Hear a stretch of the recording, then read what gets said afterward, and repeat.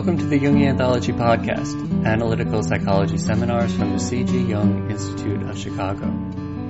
Transforming depression through symbolic death and new life using the creative arts with David Rosen, MD. This episode is part 1 of the series Transforming Depression Through Symbolic Death and New Life, a Jungian approach to using the creative arts. While working extensively with patients suffering from depression, Jungian analyst and psychiatrist David Rosen uncovered helpful clues to understand this widespread malady. When people feel grief and despair or suffer from suicidal thoughts, they may feel like they are dying inside. In order to regain the will to live, Rosen believes, only a part of them, the false self, needs to die. When the false self is permitted to die symbolically, egocide, through the drawing, pottery, writing, or other forms of the creative process, a kind of mourning process is set in motion. When the cycle comes to an end, the person is transformed and experiences new life, a rebirth of purpose and meaning. This workshop focuses on understanding depression and the quest for meaning, discerning the creative potential of suicide, and recognizing and treating depression and suicidal people.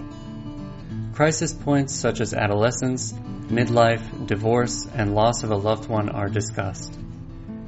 Drawing from actual case material, Dr. Rosen presents the egocide and transformation model, explains how it is applied and how it works, and explores its creative potential.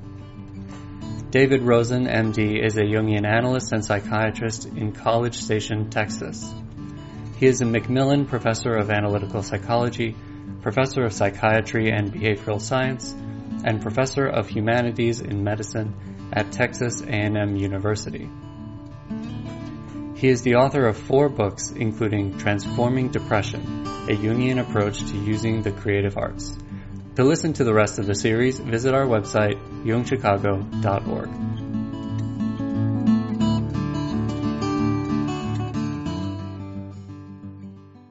The talk that I'm going to give this morning is, let me outline the way it's going to go. I'm going to give you an introduction about what I'm going to talk about. And in that introduction, I'm going to talk about personal issues regarding myself. Because all research is me search. That's why we're in analytic work. So that it's meaningful for me personally why the book was written. And I talk about personal issues in the front of that book, but I'll sketch them briefly for you here, for those of you who haven't read that. Then we'll talk about professional issues. Depression and suicide are common, essential issues that each of us must sort out personally and professionally. Usually Jungians do not talk about and do not focus on suicide particularly. That's the most tragic outcome of severe depression. And we need to face that, understand that, and work through that issue personally, and then feel comfortable and confident with that issue. A clinical entity know what to do professionally. Both of these matters, personal and professional, join together around one's philosophy. So we have to look at, I'm going to challenge you to look at your own philosophy regarding depression and suicide, regarding death and life. And there's a light side to this. We'll get into this. It's not all heavy. Because after all, I'm advocating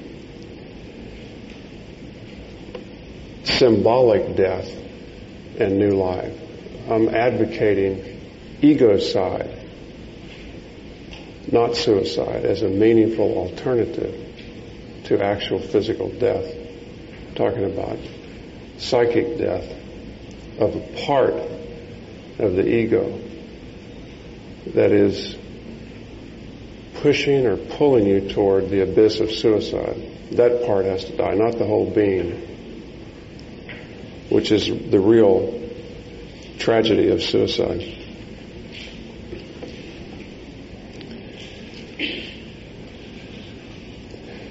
You're going to benefit, at least I hope that's how it turns out. I think that will be the case from my sabbatical, because I've been immersed in Taoism for 6 months. And when I wrote this book, Transforming Depression, I was not aware, although it doesn't surprise me, of the issues involving depression that are in Taoist works. For example, Lao Tzu said, "Darkness within darkness is the gateway to all understanding." So that this statement, which is 2,500 years old at least, has to do with an underpinning that I'm going to highlight in this talk, that depression and darkness is positive. We usually think of depression as negative, as psychopathological, which it can be. I'm not saying that that's not true, but I'm going to focus more on the positive aspects of depression and the drive to kill oneself, which is really meant to be a symbolic death, not an actual death.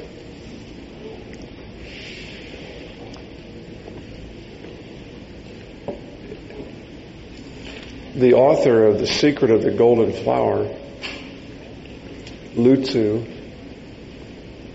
said that when the dark is at rest, the light begins to move. And Jung commented on that in what he wrote in his collaborative work with Richard Wilhelm. Darkness gives birth to the light, to light. This is an introduction to how I view depression, which we'll go into in depth. Before we do that, I want to mention that everyone, all of us, struggle with depression.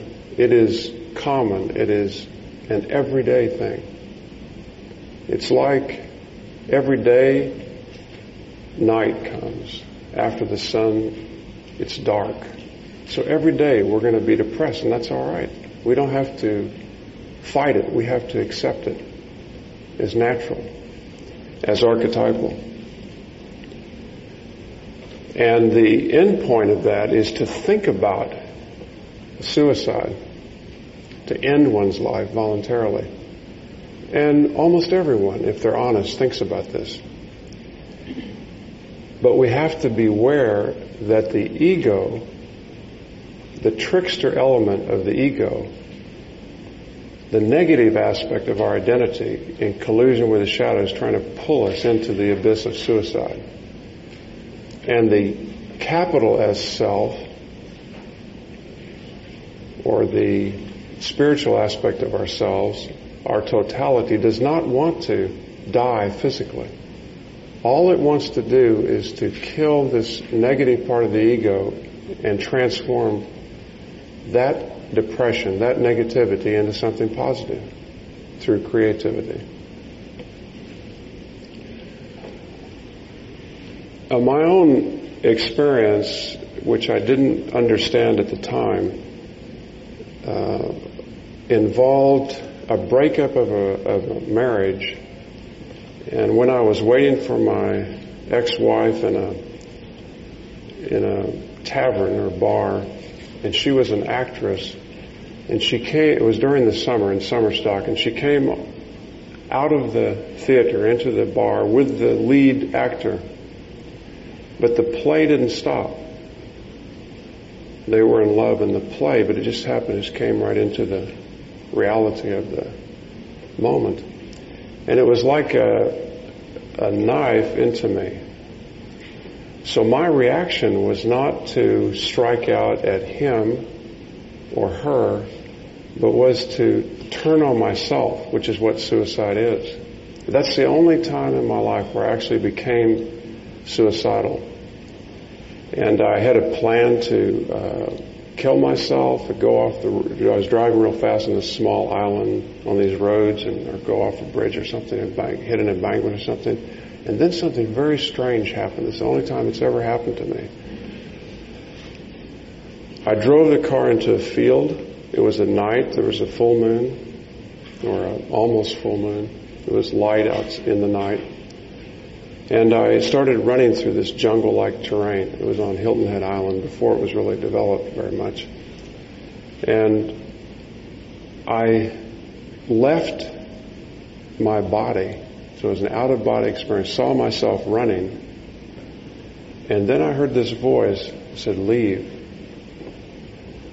And I didn't understand at the time that voice was from the capital S self. This was a long time ago. I didn't understand. It's only in retrospect that I understand that. And I left the island. And I went to see a psychiatrist friend in New Jersey. I drove all the way. And I said to this friend, the psychiatrist friend, I said, I'm a failure. Which is what people do with something they have failed at. They generalize it. The ego tricks the person to believe that he or she is a failure. And what he said to me was, you are not a failure. You have failed at a relationship, at a marriage. So that part, that ego image of me as the husband, that ego persona, image, the mask of being the husband, the identity, the image, identity had to die. I had to understand that to death. I had to kill that, actually. It's a conscious act. So that was my own first personal experience with this. I didn't understand it until I did research years later with survivors of jumps off the Golden Gate Bridge. I've interviewed 10 of these people. And every one of them went through a spiritual transcendence. And I had to coin a new term because these weren't failed suicides. That doesn't make sense. So I coined the term egocide, killing of the ego that took them to the bridge. Because that's what died. And what was most striking, and these people were at 1,000-fold risk for suicide, and some of these people were being followed up after 20, 30 years, 35 years, and none of them had gone on to suicide. So this research became the foundation of a new approach to suicidal people, severely depressed, moderately depressed, and suicidal people, to help them to focus on the part that has to be killed, that has to die. And some people don't like the term killing, the ego side, killing the ego. And all that means is it's a conscious effort to get rid of that part, to kill that part off. Marion Woodman's not upset about a term like that because she uses terms like psychic murder in her books. And the Germans have the word Selbstmord for suicide, which means self-murder. And that's actually what suicide is. So it is a conscious, aggressive, violent act. And it doesn't have to be a killing. It can be an understanding to death. I'm not advocating one over the other, but I use that word because it catches people's attention that it's the ego, not the little s self, the personal being that has to die. And that's the tragedy and confusion of suicide. Now the professional issue is a great one, This is an age, this has been called an age of melancholia.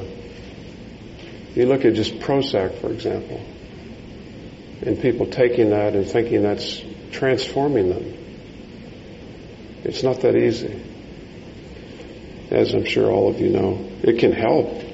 I mean, I give antidepressants to people, but that's not sufficient, and I try to get people off the biological medication as soon as possible, unless there's a genetic predisposition to like bipolar illness.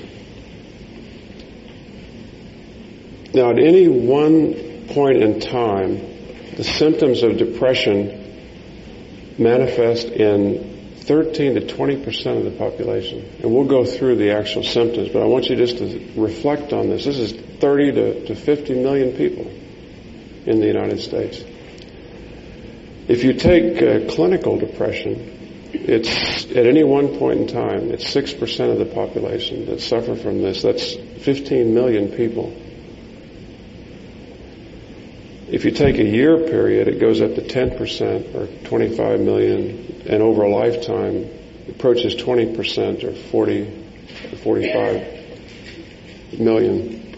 Let's go to the slides, and we'll now move into the philosophical. So Oscar Wilde said, where there is sorrow, there is holy ground. And this is quickly going to involve your philosophy, your view of depression in your own life.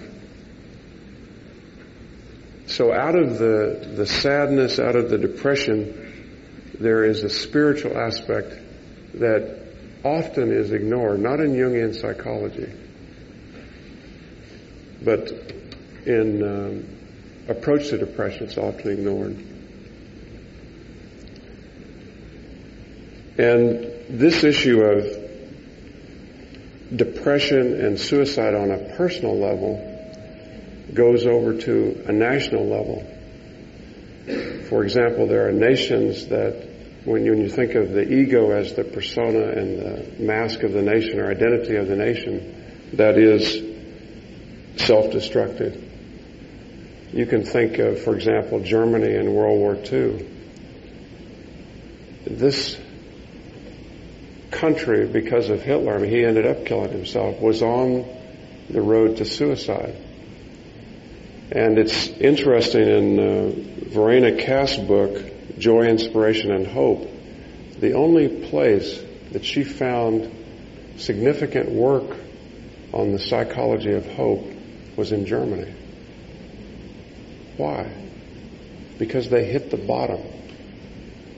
In this country, we are focused on hopelessness. You've probably read of Beck's work on depression and hopelessness. He has scales for both. So we can measure depression and hopelessness. But if you think of enantiodromia, this flips so that hope is inside. That's the medicine in response to hopelessness. And Germany found that out when they hit the bottom. Just like in AA, they say you really can't help yourself till you hit the bottom. So you have to face these issues of depression, severe depression, what that means. The issue of suicide, you have to face it squarely, straight on, and get to the bottom of it for it to turn. For you to be able to take that destructive energy and channel it into something creative and to realize that that is spiritual. And through that act of creativity, there will be something spiritual and meaningful come out of it. Just like the end of the world, which I call omnicide or mass suicide, which is a possibility in this age of nuclear weapons. You look at North Korea, for example. It could take one person or of a leader of a government like in North Korea or a terrorist who is suicidal or doesn't really care about taking everyone with them. So that we don't think of this micro personal issue as being national and world, but it is. During the Cold War, we used to think of that all the time, that the Russian leader or the American leader would press this button and end our civilization. The other side of this is reflected in this comment by Martin Buber. There is meaning in what long was meaningless. Everything depends on inner change. When this has taken place, and only then, does the world change. So that each individual has to take responsibility for this self-destructive drive, which I think is related to the ego. It's not related to the capital S self. It's an ego trickster problem. And I had a friend who was a reader of my book who wrote me a letter, and he said, I think it's the ego in a trickster mode. This came from this friend named Joel Weishaus, who said it's the ego as its last desperate act of control that pulls the individual into the abyss of severe depression and suicide down that road. So that's the part of the ego you have to kill off and transform. If you have questions as we go along, don't hesitate to ask them. Regarding hope, Emily Dickinson, who, as you know, would probably be committed or could have been committed to a mental hospital, what she did was to transform her severe depression into creative work. And it became meaningful and spiritually meaningful for her. Just listen to this. Hope is the thing with feathers that perches in the soul and sings the tune without the words and never stops at all. And that's what I'm talking about. That's the medicine, spiritual medicine. Hope is intangible. It's like faith. It's like love. It's intangible. But it's symbolized by the bird, by the spirit. And she knew that because it's archetypal. And it helped her to live a meaningful life in this house in Massachusetts where she was really confined and easily could have been in a mental hospital. She never even knew that her work was of value to other people during her lifetime.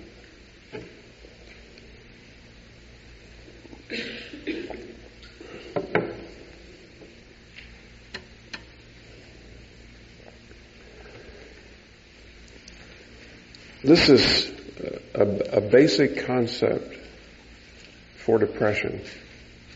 This is the archetype of depression. It's an archetypal image. We can't see the archetype. So this is an image of the archetype of depression. Well, we don't talk about an archetype of depression. This is the yin-yang. This is the Tai Chi of Taoism. But I'm going to suggest that depression is just like this. We, unfortunately, tend to focus on the top half, on the darkness, that it's psychopathological, yes. How do you view people that have criminal illnesses who are dying, extreme pain, and you really have the hope of recovery, yet they want to commit suicide with euthanasia? Yeah. How do we deal in that particular category? It seems to be a little bit different from the others. Yes. I will come to that, and we will talk about that in depth. I don't endorse that, actually. And Jung didn't endorse that.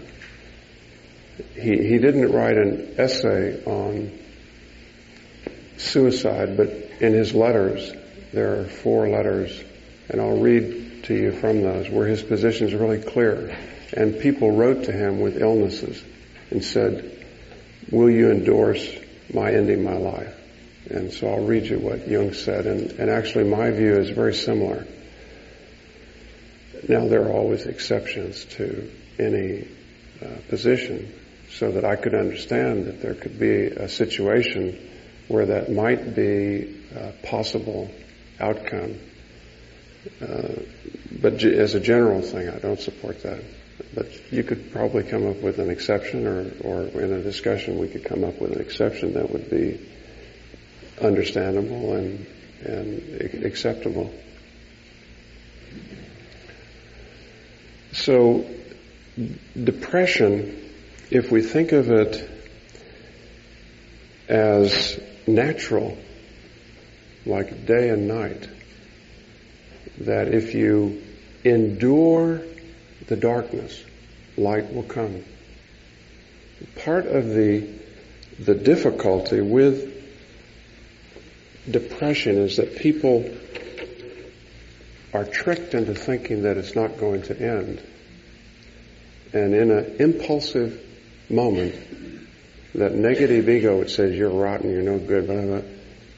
If the means are accessible, you'll end up killing yourself or making a suicide attempt. And what I'm suggesting is that if you can endure that, it will change. And you actually can transform the negativity into something creative and spiritual. Let me read you a quote about depression, and you tell me who this is. If you know, don't say anything.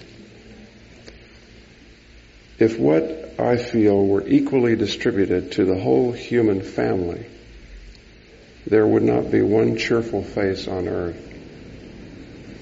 Whether I shall ever be better, I cannot tell. I awfully forebode I shall not. To remain as I am is impossible. I must die or be better. And this was a obviously morbidly depressed individual. Does anyone know who that is? Lincoln.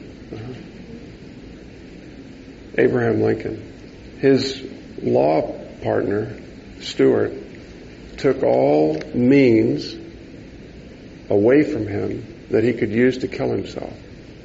Lincoln was morbidly depressed and suicidal for many years. He had support of friends like Stuart, and this negativity was transformed into something very creative and spiritual. And Lincoln looks depressed. However, when you see what he wrote and what he did for the country, for himself, for the country, that's what I'm talking about. How you can transform that kind of depression. He had no psychiatric treatment. He did not take Prozac. It wasn't even available. There was nothing like that. He endured his depression, and there was a little light in the darkness, and somehow Lincoln must have sensed that. Because even this statement, to write anything about how he was feeling is creative. This is the beginning of the transformation. If you can, this is writing in your journal or whatever. That's the beginning to change it. There are many examples that I give in here of people who transformed depression, like William James, for example. The founder of American psychology and philosophy was morbidly depressed and suicidal. And he transformed that and gave birth to these 2 new disciplines in the United States of America.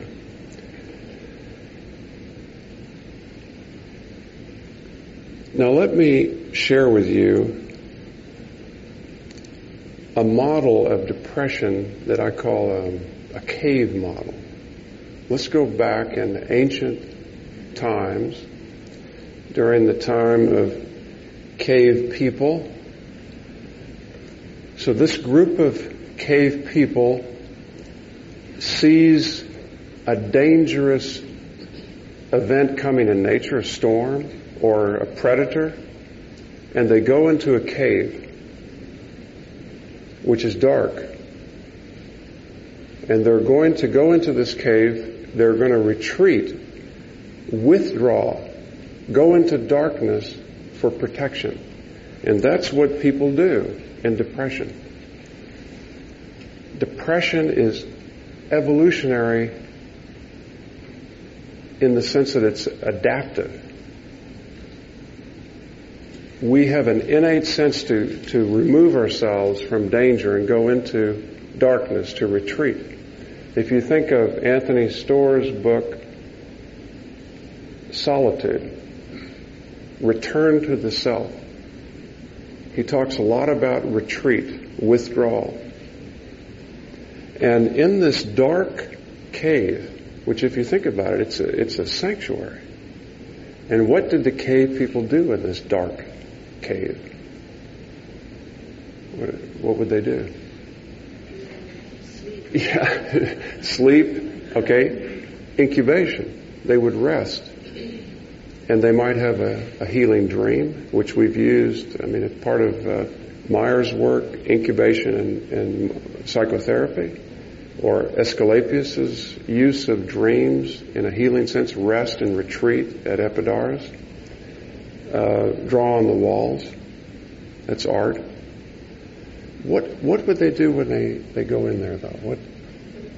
Build a fire. So that provides light, warmth. And what they're doing is, in that safety, and you could think of it as a home or a womb, that's where the rebirth is going to take place. Whether it results in a cave painting, communication, hopeful renewal of some kind.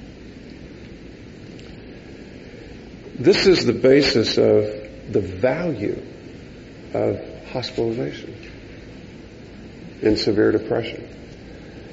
One of the best books you could read, and I quote quite a bit from it, is William Styron's book, Darkness Visible. The title is magical. Darkness Visible. Have you read that book? It's a short book about his severe suicidal depression. It's a memoir, brief, of one of our greatest writers who came to the brink of killing himself, like Hemingway and others who have killed themselves, like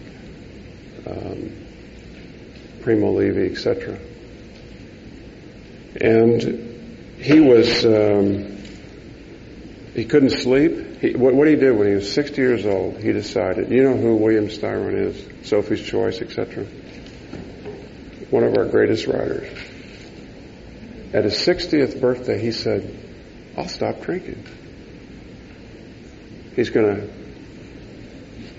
cure himself of alcoholism on his own.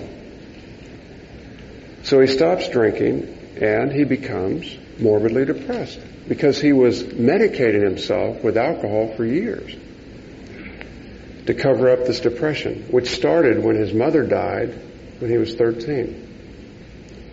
So when he's planning his death and burning his writings, leaving a note for his wife, he hears some music at 3 a.m, early in the morning. It's a Brahms Rhapsody, if my memory is correct. And this music he associates with his mother. And then the enantiodromia begins. He had been going to a psychiatrist whom he couldn't stand, who gave him medication, and William Styron would plead, I'm suicidal, I'm horribly depressed, I need to go into a hospital. And the psychiatrist would say, well, let's try this, and this ought to work. And so So what he had to do was to hospitalize himself.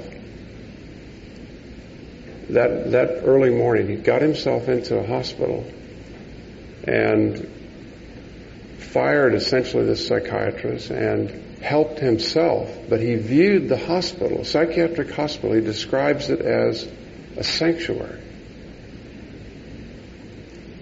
And he talks about the ugly, green, nasty head that the art therapist made him make, which he talks about in kind of negative terms, but then he says, that was actually all right. So here's art, a creative process different than what he's used to. Writing, this is making something out of ceramics. And he came out of his depression.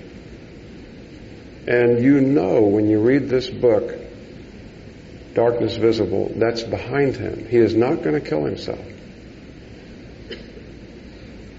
He committed egocide. The negative part of himself that was pulling him into the abyss of suicide was killed. And you can understand that by reading his book. It's very clear.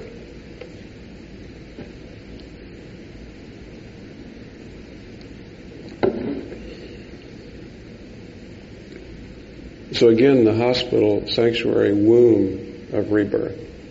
And unfortunately today, we don't hospitalize people. We try to manage people, manage care. And outside of the hospital, it's very against nature in a way. Yes. Well, there's not an easy answer to that. The question is, what if someone becomes dependent on, I guess, hospitalization or psychiatric care? And there are some people who really need that and can't get that inpatient care, which is like of value, would be of value, and someone could become dependent. I mean, you could see both sides of that issue. Yes. Yes, this is a really good point. It's a great story if you hear it. Yes, actually, I think we need to focus on this issue in our culture where people, this was the question about or comment about, people don't want to sit in darkness and depression with someone who's suffering. But we need to do that. And in our history, in our culture, the problem occurred in a religious sense, that being depressed, experiencing sorrow, was viewed as a cardinal sin. So you didn't do that.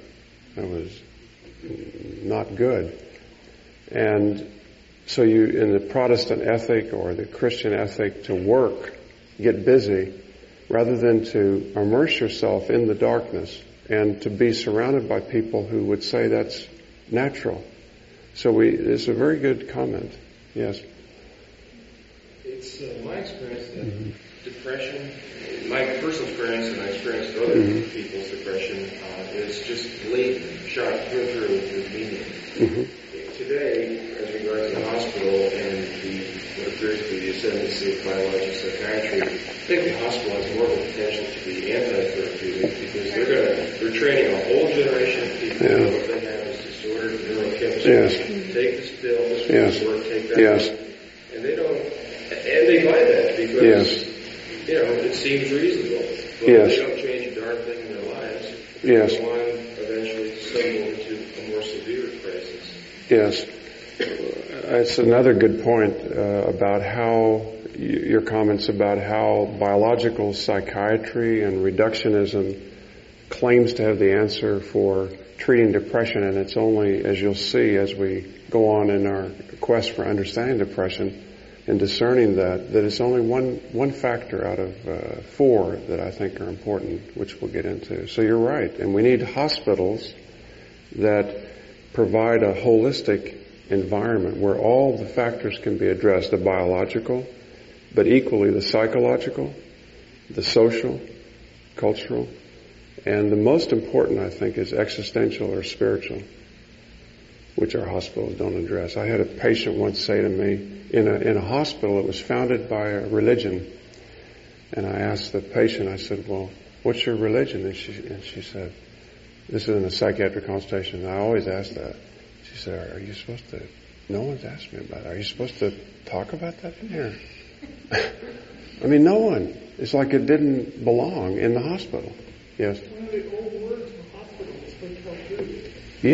Yes, exactly. It's gone then. Yes. It's gone for sure within a month. Yes, but it can be renewed. That's what all of you hopefully will help do, is not only transform, I mean, we can transform our own depressions, but then help our families, our communities, and to have hospitals that are really doing what they really were set out to do. Yes? Do you have any feeling whether hospitals will ever do this type of stuff? I don't know. Yes. Well, I would be interested when we review depression, where you think these, is it vibrational, medical alternatives fit in? Yeah. Okay, the other model of depression I want to talk about is the dark underground. You think about that in our psyches.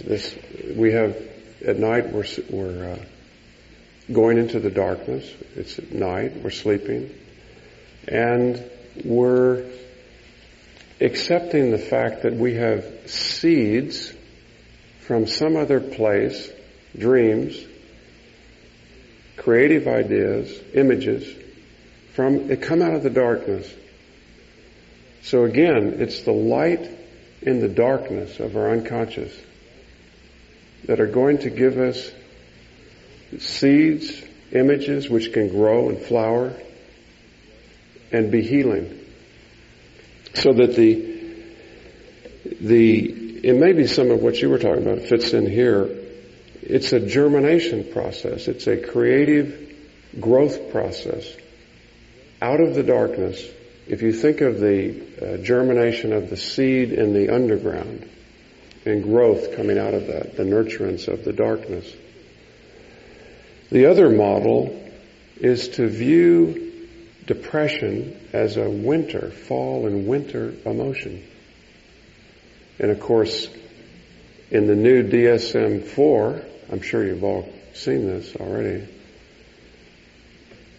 there's a whole entry on seasonal affective disorder, which in the lingo in psychiatry is called SAD. Isn't that interesting? A person has SAD. And what is used to treat this? It's most common in the fall and winter. What's used to treat it? Light. So here's a psychiatrist. You are sad. Let me prescribe light. And that'll cost phototherapy, a special kind of light from our research. It alters neurochemicals. Well, and we can bill the insurance companies for this treatment. That's strange when you think about it. And actually, it's not new. Hippocrates described SAD. What is SAD? 2,500 years ago. It's not new.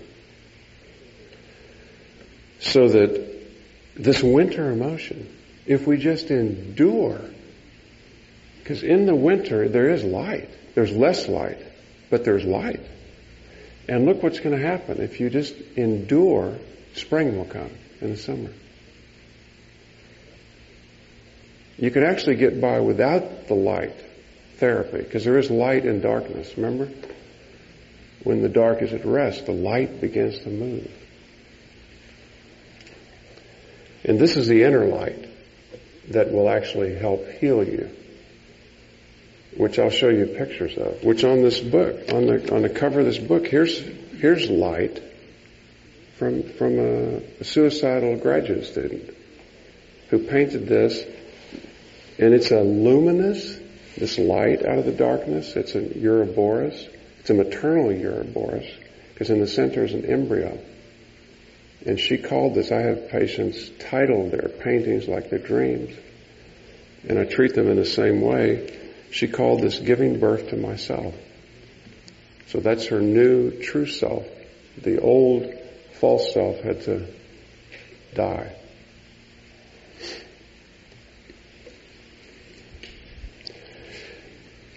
One of Jung's views of depression is very close to a Taoist view. Actually, my contention in this new book, The Tao of Jung, is that Jung was a Taoist. And when I got to Zurich on my sabbatical, I went to see C.A. Meyer, who within the first few minutes told me he was the oldest living analyst, Jungian analyst, 60 years, and I didn't question that at all.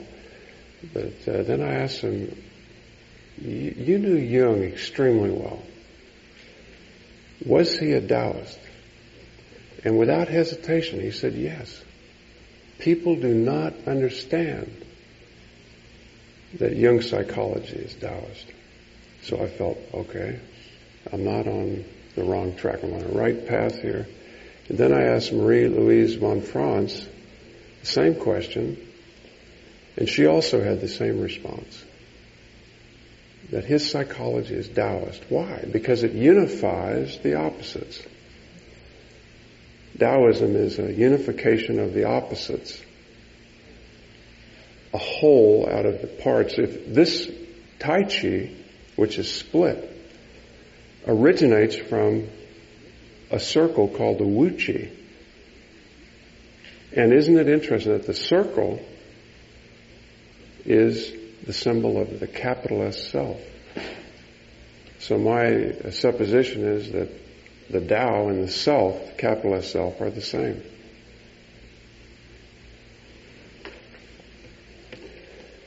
Now Jung's, one of his views of depression, I really like this because the Taoists advocate, you could say, getting rid of the ego, having it be secondary to something higher, which is, or greater, which is the Tao, which they don't understand. It's a mystery, but it's the way. So they empty out the psyche, which is really what symbolic death is all about. The death of the ego. And I'm focusing on the negative ego, because you want to keep everything that is positive, separate out this what is not you from your parents. Some things from your parents are you, and you want to keep. It's a difficult, agonizing separation, alchemical. We all go through that. So this is what Jung said: the empty stillness, which this is his view of depression. One of them. Depression is the empty stillness which precedes creative work. The Taoists place a high premium on creativity, just like Jung's psychology does. So it involves a transformation. We talked about symptoms and the vast number of people who would have one or more of these. You're all familiar with these, I'm sure, personally, and with your friends and relatives or patients or whatever. And these are utilized to make the diagnosis of dysthymia, which is interesting. Does anyone know what that means? Dysthymia? What? Well, it's the diagnostic term for minor or mild depression. Right, but what about the actual word? Dysthymia. Does anyone know what that means? The root of, say, thymia, huh? Well, it comes from the thymus gland. Does anyone know what that was used, what that's linked into? The immune system.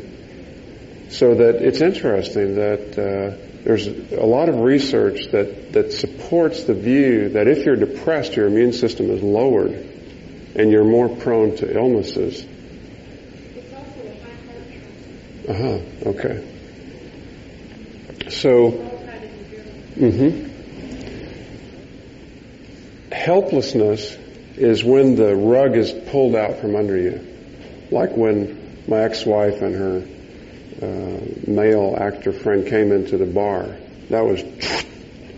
And then the next point is you feel hopeless. Like the candle dims, like you feel there's no purpose or meaning. Now here's a view of depression and how complicated it is. So depression can be, we all view it as normal in the sense that, the person's sad. Or we say the person seems depressed. But we don't think that they're clinically depressed. We have to drive them to the hospital. Maybe they're upset about something. They lost something. They did poorly on exam, or they got rejected. They asked somebody out, or whatever it is. So you can have sadness or depression. Grief, we allow for this, particularly if you are ill, you have to grieve the loss of the part. Say if you have a heart attack or cancer, or someone in your family dies, or friend, you grieve. But if it goes on too long, and this is cultural, we tend to think you should be over it in 3 to 6 months. But if you're in Greece, they give you 1 or 2 years, sometimes 5 years in different cultures to get over it. It's not pathological. But we view it as pathological a lot sooner because we want people to get back to work. Here's the SAD, seasonal affective disorder. Then you have the unipolar mood disorders, the minor, and the neurotic depression was lobbied for by analysts. They just wanted to do away with it. Neurosis. So in DSM-3R and 4, it's allowed to be there in parenthesis. And we now call psychotic depression melancholia, which is interesting. That's an ancient term of black bile from Hippocrates. The humoral theory. See, we're going back into neurohumoral theory, so it fits in nicely. Bipolar, cyclothymia, neurotic, manic depression, psychotic. Now, Martin Buber viewed theology in a way that I like to view depression. So the person who knows only one religion knows none. You could say the person who knows only one approach to depression knows none. This is my criticism of biological psychiatry. It's reductionistic, and it puts on blinders to other views. So really they don't know what they're doing because they're too focused and narrow.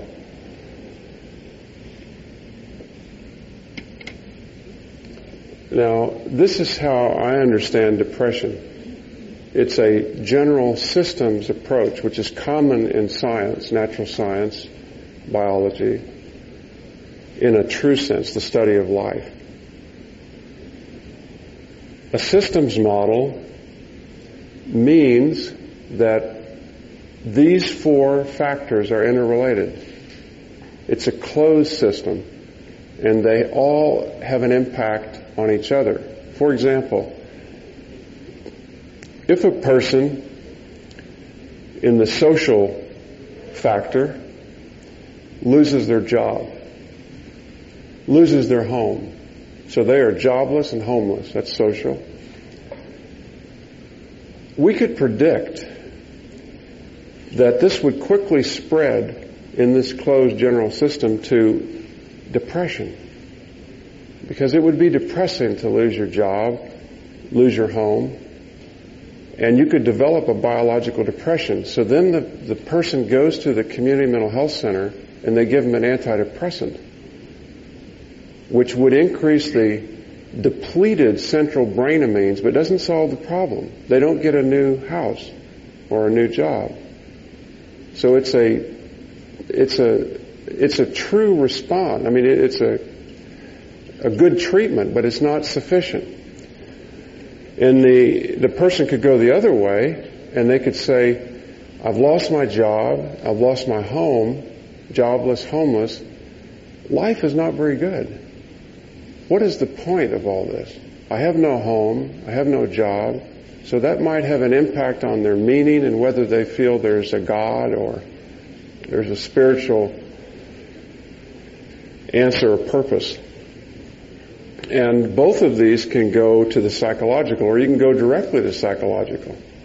I lost my job because I'm no good. Poor self-esteem, etc. It's a psychological problem. It may have led to the loss of job or loss of home. So it's complicated. It's not simple. But it's treated as simple. Well, you come into the community mental health center and you give antidepressant, it's not going to solve the basic problem. It might be that if you provided housing and job training, the person would not be depressed. That would be an antidepressant. Or let's say the person goes into the woods when they've lost their job and home, and they go through a spiritual transformation in the woods. This is what William James did in nature. Changed his whole life. So the person comes back out, they're changed, and we recognize that. They're not depressed because they lost their house and their job, and they get a new job. Or they start their own business, or they write something, or create something.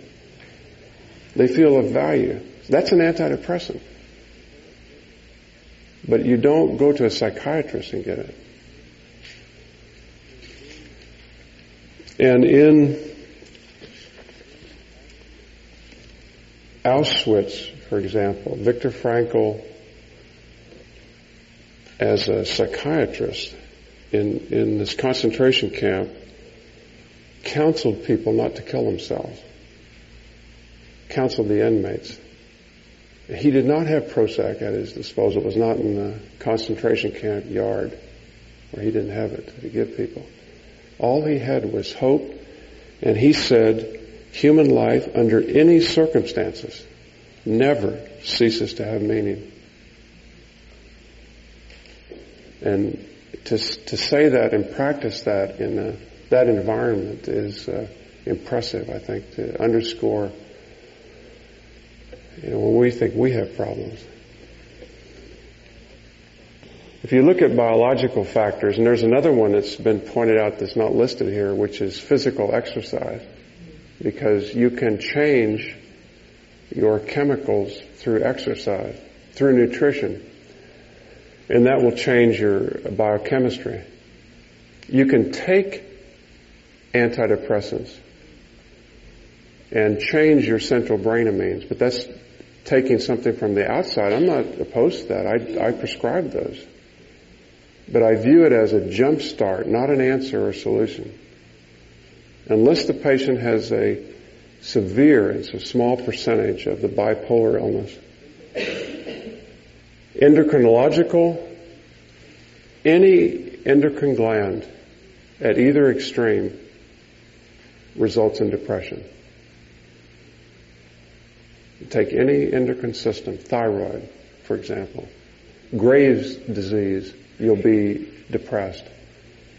You could take myxedema madness, hypothyroid, it's hyperthyroid, Graves' disease, myxedema madness, which is hypothyroid, you'll be depressed. Either of those, you get depression. You take any endocrine system and you'll find depression at either end. The immunological system we talked about in genetics, primarily the bipolar disease, but someone had a question when we had the break about minor depression being genetic. Well, there may be a predisposition to that, and a person might be helped by being on medication maybe a bit longer, but I think you could resolve that yourself utilizing all the factors involved in depression, not just one, and relying on medication. Psychological factors, psychodynamic, Freudian can be helpful, that therapy for some people. Jungian, behavioral, cognitive. I've seen all these help people. Group psychotherapy, interpersonal therapies, which family and group therapy would fall under that, are all helpful and used in conjunction with each other. We talked about job and home, divorce. All of these issues, social factors, can cause depression. Existential factors, I think these are extremely important and generally ignored by mental health professionals and particularly psychiatrists. The most ancient of these is loss of soul. That's how depression is viewed in most so-called primitive societies. But I think our society is primitive. And there's a loss of soul in medicine and in our society in general, a lack of spiritual direction, a lack of meaning and no purpose or direction in life. So these factors are very important, and it's why Jerome Frank, who's done extensive research out of Johns Hopkins on psychotherapy, and he maintains that the best medicine is expectant faith, which is in this realm. That's the placebo response. Like we have in these double-blind studies for when the FDA tests antidepressants, 30 to 40% in all studies respond to the placebo. To the placebo, a sugar pill. It's not, there's no antidepressant in it. However, see, the FDA says this is a good antidepressant because 60 or 70% got better. But what they don't address is the clinically depressed people who got better, 30 to 40%, with no so-called medication. However, that means the body, through expectant faith, that's the placebo response, got better.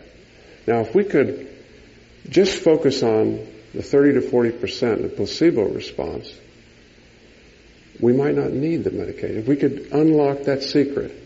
Now, do you think the drug companies are going to support that kind of research? No. But you can do that. We can all do that. And it's in this realm. It's not in a pill. However, some of you may do the research that takes you to Stockholm, and they'll give you the Nobel Prize. And the research would involve this. You take people who are very depressed, and you follow these people, clinically depressed, and the prodrome for spiritual conversion is depression. This is an antidepressant. Religious spiritual transformation is an antidepressant. You can read William James's book, Varieties of Religious Experience. It's the first scientific study of religious experiences, and it's an antidepressant. So all you have to do is measure, take the cerebral spinal fluid, measure the central brain amines in these people and follow them. And the 20% who go through a spiritual religious transformation, then you check their central brain amines after their religious experience. And I would predict that their central brain amines go up. And then you can go to Stockholm. I'm serious. And why wouldn't it work? If this system is correct, general system theory is correct, which I think it is, any of these you can also give homes to the homeless, and I bet you that their central brain amines would increase. Or you could offer long-term psychotherapy to the people who come to community mental health centers. We have No More Managed Care, and Barbara Lerner in Chicago here did a study of the value of long-term psychotherapy, psychodynamic psychotherapy, in the poor population, because the view was they can't benefit from this. And she proved that that was not true, that they benefited from it. That's a psychological component. And it's cost effective, because they're not going to keep coming back, you see, to get medication or this or that, if they go through a transformation. Now here's this doesn't look like it's in focus. Will that focus automatic? But I can explain it. This is what I've been talking about. If you take the inner circle, a person who has a home, the sanctuary of a cave, a womb, a home, that leads to bonds, leads to health, interpersonal relationship. And in this home, they can conserve energy, withdraw in a supportive environment with warmth and light, and that will lead to hope and joy and meaning in life. And that will lead to purpose. It's a wonderful home, and so on. And now we're all going in the right direction. However, if you go the other direction, you're homeless. Like I went to see a patient when I was in charge of this psychiatric consultation service at the University of Rochester, Strong Memorial Hospital. I went to see this patient. This gynecologist asked me to come see this patient, and all the students and residents were gone, so I just went to see this woman. All I knew was she was depressed. This gynecologist said, come and see this patient. She's depressed. So I walk in a room, and her son and daughter are standing behind her. She's in the bed, propped up, and she looks at me, introduced myself. She said, "Oh, you're the shrink. They think I'm crazy." And so I said, "Well, I was asked to come, and they said you were depressed." And she said, she looked right at me. She was a widow with metastatic ovarian cancer. And she looked at me and she said, "Wouldn't you be depressed?" "Yeah, I'm depressed." "Wouldn't you be depressed if they're going to take your home away, pay your medical bills?" And what was I going to do? I could do nothing. So I said, yes, I would be depressed. I said, do you want to talk about it? Get out. You can't help me. No one can help me. She's very angry. And understandably so. So that is homelessness, to pay your medical bills, which is immoral. So that leads to a sense of meaninglessness. This society, it's not right, this woman thinks. And so she's got her kids, but she's losing her home, and she feels life is absurd, and she feels empty, hopeless, depressed, which decreases her immune system and worsens her cancer condition. She can't fight it as effectively. She'll maybe get a secondary infection. And that leads to decreased central brain amines. She feels she is sicker. And it's a vicious cycle. So they're all interrelated, these factors. Now the rate of depression among women is twice that of men. 1 in 4 women experience clinical depression during a lifetime versus 1 in 8 men. So it's also a sexist, this diagnosis. Yeah. Did I miss your point? You're saying that is true, or that isn't true because they're not looking? What is what now? The rate of depression among women is twice as men as men. No, this is a fact. If you do, community epidemiological surveys, that's a fact. Do you see that in your own private practice? Yes.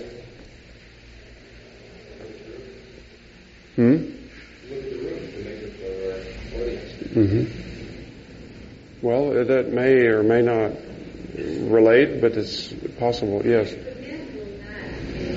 Yes. Yes. That's right. That's right, exactly.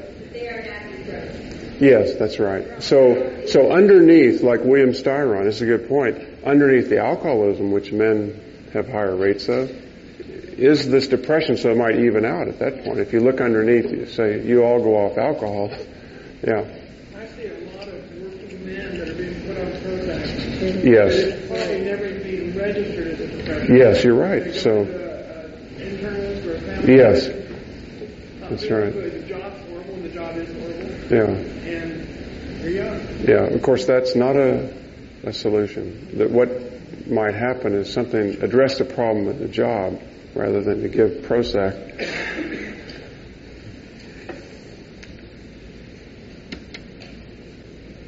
One out of 6 clinically depressed individuals eventually commit suicide, and 3 out of 5 entertain thoughts about suicide. If you do studies, you'll find these results. So that's scary. 1 out of 6 clinically depressed people will kill themselves. That's why we need to know about this personally and professionally, because you cannot help someone with severe depression, clinical depression, and the issue of suicide if you haven't gone down that path yourself and resolved the issue. You cannot help patients. It's not possible. You go as far with the patient as you've gone with yourself. This is why the only book written in Jungian psychology called Suicide in the Soul is a dangerous book written by James Hillman. There are seeds in there that are positive, but as we'll see when we go into the whole topical area of suicide, it's a potentially dangerous book because you can rationalize the suicide of your patient. Yeah.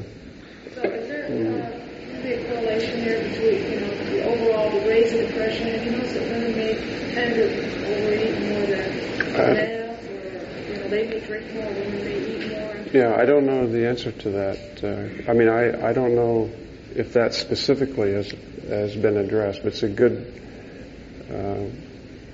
point, I think, about the question is, do women overeat more to compensate or try to self-treat the depression, and men might drink more? Lack of exercise correlating with depression. Those are all very good questions.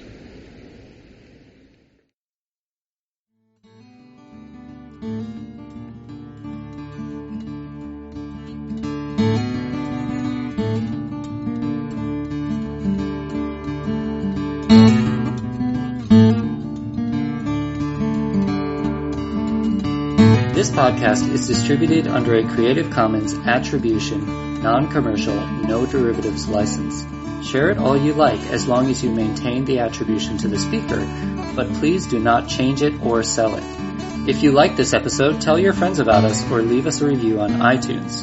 For more information about classes, training programs, videos, audio, this podcast, or to find a Jungian analyst near you, visit our website, www.jungchicago.org.